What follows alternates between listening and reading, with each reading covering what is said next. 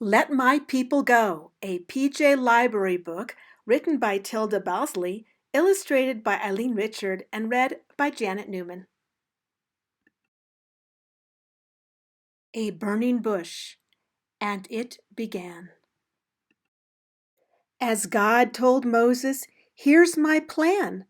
But Moses was a simple man. He said, "I just don't think I can." God wouldn't hear the answer no, and said, "With Aaron you will go to lead my people from Pharaoh. Tell him that your God said so." So Moses spoke to mean Pharaoh, "Our God says, let my people go." And Pharaoh shouted, "No, no, no!" A big mistake. He didn't know that God would deal a mighty blow.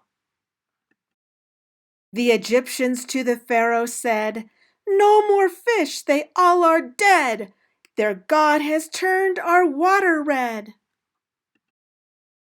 "Where's some water we can drink? We cannot stand this bloody stink." P.U.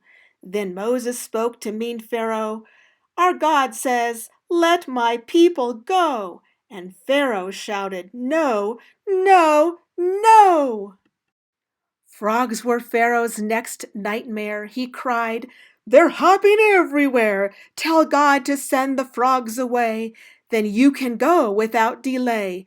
They're in my oven, in my bed. I think a frog jumped on my head." So Moses prayed, and the frogs were dead. Then Moses spoke to mean Pharaoh, "Our God says, let my people go." And Pharaoh shouted, "No, no, no." Egyptians cried, "Oh no, now gnats, covering cows and dogs and cats, covering us from head to toe. Please, Pharaoh, let those people go." Then Moses spoke to mean Pharaoh, "Our God says, let my people go." And Pharaoh shouted, "No, no, no." God spread the ground with nasty flies, but Pharaoh answered only lies. "I'll let your people leave this place. Just get these flies out of my face." When Moses said, "It's done, we'll go," Pharaoh shouted, "No, no, no." Soon animals began to die. Egyptians pleaded, "Hear our cry." "Pharaoh, Pharaoh, why, why?" But Pharaoh still would not comply. Then Moses spoke to mean Pharaoh, "Our God says, let my people go." Pharaoh shouted, "No, no, no." Egyptians moaned and cried in dread to see their skin turn purply red, and nasty boils began to spread. But Pharaoh was an old hard head. When Moses spoke to mean Pharaoh, "Our God says, let my people go," Pharaoh shouted, "No, no, no." God continued the campaign with hail and thunder, mighty rain. There'd never been a worse event. It looked like Pharaoh might relent.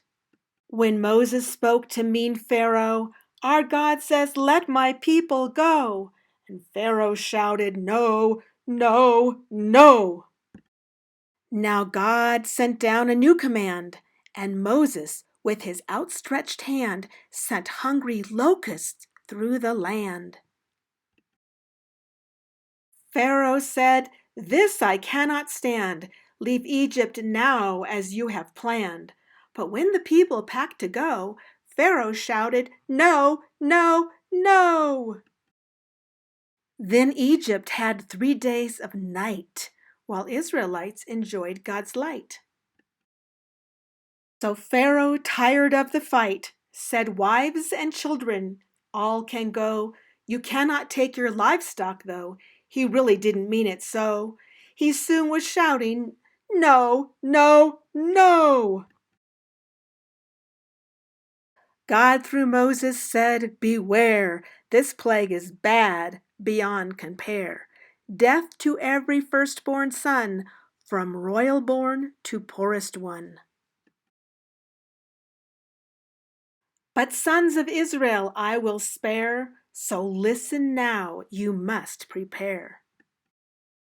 And as God struck this final blow, Pharaoh shouted, "Go, go, go!"